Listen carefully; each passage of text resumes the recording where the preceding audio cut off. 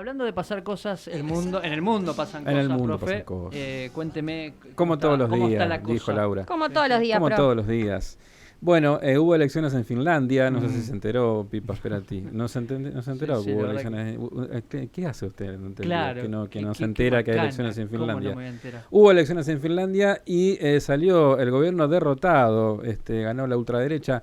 Digamos, esto es un fenómeno cuando ustedes hablaban de Milei y demás, también, y lo que hablaban antes de los outsiders, ¿no es cierto? Hay una corriente, digamos, en el mundo, que bueno, que lamentablemente donde en distintos países va ganando la derecha y la ultraderecha. Algunos se someten, digamos, a las cuestiones políticas más tradicionales, digamos, y no evitan, a pesar de que tienen pensamientos de ultraderecha, pero evitan eso, por ejemplo, el gobierno de Italia, ¿no? Donde ha quedado... Meloni. Claro, exactamente, Georgia, donde está teniendo políticas, algunas regresivas, ¿no es cierto?, pero otras más vinculadas a las relaciones políticamente correctas con la Unión Europea. En el caso de Finlandia, por ejemplo, termina cayendo el gobierno, que en realidad veremos en los próximos días qué pasa. ¿Por qué digo lo que cayó el gobierno? Porque tienen un esquema parlamentario. Entonces, al perder la mayoría en el Parlamento, se tiene que discutir quién va a ser el primer ministro, ¿no? Claro. Esto funciona de esa forma. Que también puede seguir, Sanna Marin, que es la actual primera ministra de Finlandia, puede seguir en el poder o no. Esto se discutirá en los próximos días de acuerdo a cómo se da la correlación de fuerza entre los distintos partidos políticos en Finlandia. ¿Y por qué lo traigo lo de Finlandia? Porque hace poquito, bueno, en la última edición de esta columna hablamos de la incorporación de Finlandia a la OTAN, a esta organización de carácter militar, ¿no es cierto? Y bueno, evidentemente, por varias cuestiones, la gente, la población, los ciudadanos en Finlandia no le dieron el apoyo a Sanna Marin. No podremos determinar exactamente si fue por esta causa de la entrada de Finlandia a la OTAN o por algunas otras cuestiones. Digamos, Finlandia es un país muy estable a nivel económico y demás, digamos, no creo que sea por un descontento social y económico muy fuerte. Sí hubo algunos cuestionamientos a la persona de Sanna Marin, una persona muy joven, la más joven de la historia, 34 años y primera ministra de Finlandia, y se la cuestionó en algún momento por salir a bailar, bueno, tener una vida social, digamos, que no es la esperada, digamos, para un jefe de gobierno, ¿no es cierto? Pero bueno, más allá de eso también sabemos que es una persona muy joven. Entonces tenemos esa cuestión, ¿no? De ver de qué forma en los últimos meses y en el último año han pasado las cosas en Europa occidental, cuando se pensaba que el gobierno de Vladimir Putin, por ejemplo, podía caer en cualquier momento, que le iban a hacer un golpe de Estado. De hecho, ahora un ex jefe de la CIA habla de descontentos en las Fuerzas Armadas de Rusia y que podría haber un atentado personal a la vida de Vladimir Putin.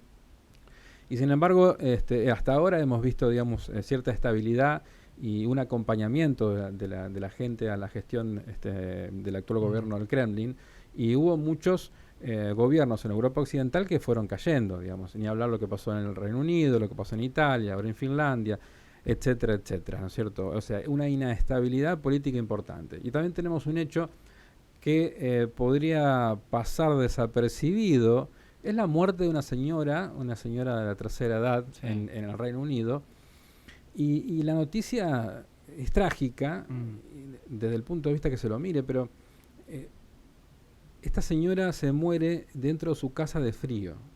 Sí, de frío. De frío, porque tenía miedo a prender la calefacción por la factura del gas.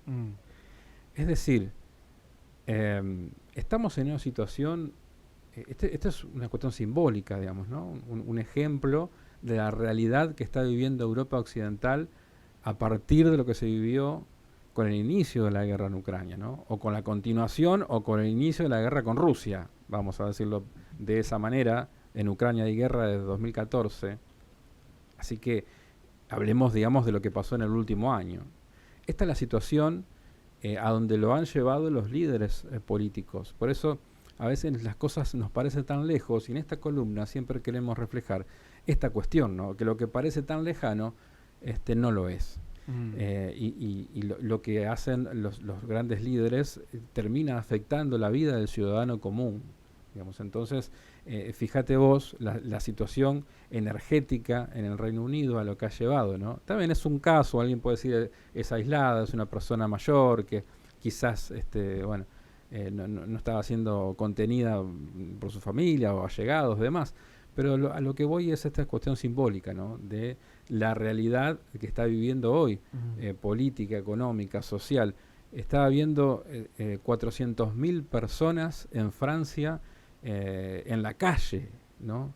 En las protestas sociales y políticas en Francia. Es decir, una situación de inestabilidad, la verdad, muy, muy, muy grande. Entonces me parece que hay una responsabilidad de los líderes de terminar con todas estas cuestiones, ¿no?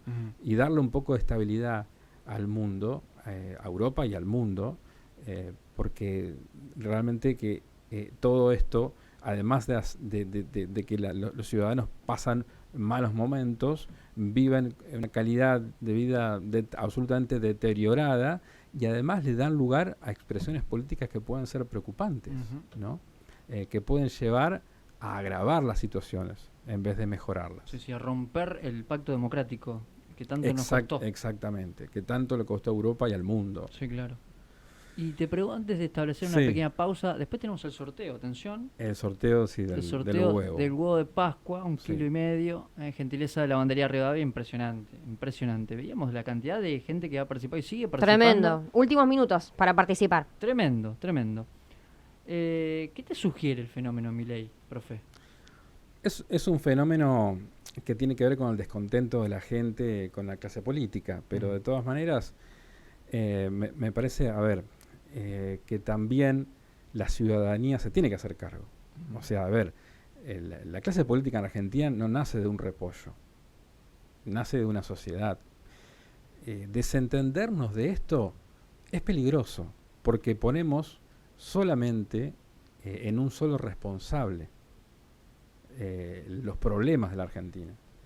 Entonces deberíamos saber que una sociedad, un país, no se destruye ni se degrada en 2 días, o por la locura de una persona, o por la corrupción de una persona, sino que es un proceso de degradación, en donde todos somos responsables. Seguramente el presidente de la nación tiene más responsabilidad, los presidentes y presidentas de la nación argentina tienen más responsabilidad, los diputados, los senadores, por supuesto que tienen más responsabilidad, pero es una cuestión que la sociedad argentina también se tiene que hacer cargo, a quién ha votado, y también de la preparación que tengamos nosotros para evaluar a quién vamos a votar, a quién vamos a poner como presidente.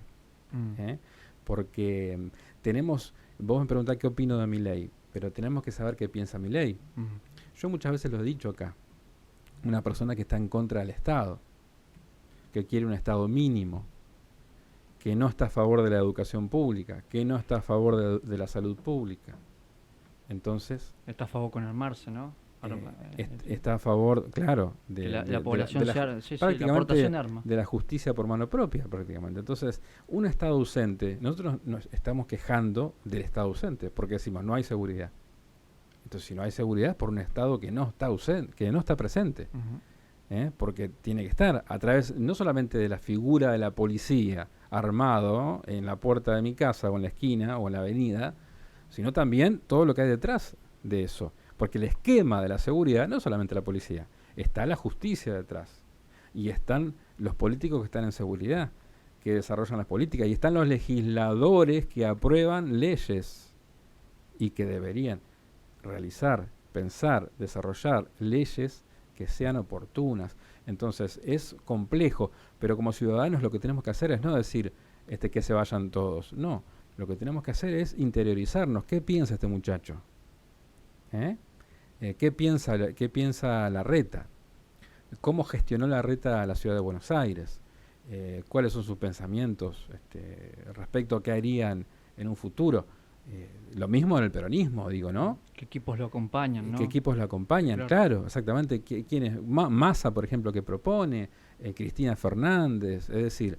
tenemos que saber qué quieren ellos, qué es lo que proponen para la Argentina. Tenemos que preguntar, y vos como periodista, Pipa, yo o quien esté, con la responsabilidad de un micrófono, también tienen que preguntar. En política exterior, ¿hacia dónde va a mirar? ¿Cuál va a ser el socio fundamental? ¿Va a existir un socio fundamental o no? ¿O va a haber una multiplicidad de actores internacionales donde Argentina va a pivotear para poder salir de la crisis financiera, económica y demás, y demás, y demás? Entonces, en el interior, ¿qué vas a hacer en seguridad? ¿Qué vas a hacer? Entonces, viene un legislador. Bueno, ¿cuáles son hablabas de Reutemann. 20 minutos en 20 años. Bueno, más allá de los minutos que habló o no, bueno, ¿cuáles fueron sus proyectos? Yo lo desconozco. Pero quizás haya habido. Pero no podemos tener una relación con la política porque tiene cara de buen tipo, porque es simpático, porque es honesto, porque es trabajador. Son imágenes. Porque nos gusta el tenor de lo que imágenes construidas. ¿Desde dónde?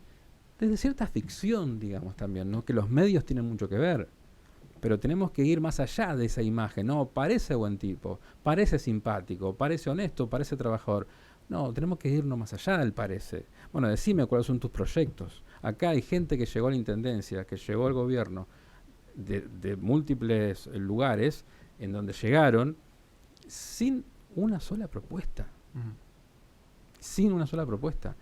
Es la política de los carteles. Cuantos más carteles tenés, más probabilidad de ser que te voten. Es la política del eslogan, ¿no? Es la política del eslogan barato. Trajiste el otro día uno. No quiero nombrarlo porque no quiero hacer alusión a un político en particular. Pero digo, el eslogan fácil, la cantidad de papelería que después vemos, nos inundan. Entonces, bueno, esa es la política que tenemos. Pero también los ciudadanos somos responsables. Si votamos cualquier cosa, si nos dejamos seducir por una cara, por una sonrisa, o por alguien que despotrica. Sí. Y no entendemos también el funcionamiento de a quién se pone en un ejecutivo y el contrapeso que se necesita, ¿no?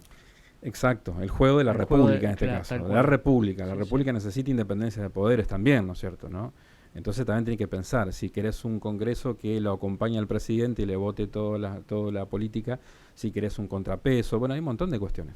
Pero también está nuestra responsabilidad, digamos, tener aunque sea por día un ratito, 5 minutos, porque yo sé que la política cansa, cansa. El rosqueo cansa. Pero bueno, destinemos, como tenemos que destinar a hacer actividad física, y ir a correr o a caminar. A ver cómo piensa a ver candidato. Cómo piensa y mandar un mensaje a la radio. Viste que al mensajero, que a veces está explotado, como dice Lauri, está explotado el mensajero. Bueno, hacer preguntas. Pipa, preguntale a qué piensa de esto, qué piensa de aquello. Como a veces me preguntan a mí, ¿no? Que me dicen a ver, profe o Cristian, ¿qué pensás de lo que pasa en el Líbano, en Israel, acá, a mí me gusta allá? Porque y yo tengo que dar respuestas. Sí, claro. ¿Para qué estoy? Sí, claro. En preguntas con la dirigencia política me gusta porque mucha gente consulta. Y así como consulta cuando estás haciendo tu ponencia, profe, en tu columna internacional, y eso es parte de involucrarse, y eso está buenísimo. Bueno, hay que empezar a decirle a nuestros pares que se involucren. Parece que esa es la idea. Déjame ir a una pequeña pausa. Buenas. ¿Qué dice por acá el 577? Vamos, antes de hacer una pequeña pausa, ¿qué dice por acá, Laurita? Dice, buenas, estoy escuchando y sí, el ciudadano debe hacerse cargo, pero muchas veces toma fuerza un Reutemann o cualquiera de quien no se sepa cómo piensa o qué quiere, porque ya en general se están cansando de lo que hay, de que siempre lo mismo. Argentina repite procesos y parece que nunca se sale del desastre en todo aspecto. Esto dice el 577. Sí, no, por supuesto. Y yo como ciudadano a veces digo, la oferta política, la verdad que no... Sí, la palestra es lamentable muchas veces. No es de la mejor, claro. Yo lo entiendo eso, pero si no nos involucramos, no preguntamos, no presionamos de alguna manera, no nos pueden pasar por arriba, no nos pueden pasar por arriba. Tienen que saber que estamos atentos en la gestión, en lo que hacen. Un país fuerte es un país con una sociedad civil fuerte. Sí, claro. Si la sociedad civil no es fuerte, los políticos, con la connivencia de los empresarios, porque también la clase empresaria deja mucho que desear, con la connivencia de los empresarios también hacen lo que quieren. El poder económico. Entonces llegan a los bolsillos no solamente los políticos, algunos políticos, sino también cierta parte de la dirigencia empresarial. Ciertas empresas no paran de hacer fortuna en este país. Sí, claro. Buenas tardes, muy bueno el programa. El profe lo mejor, dice por acá. No tanto. El 707. Vamos a establecer una pequeña pausa.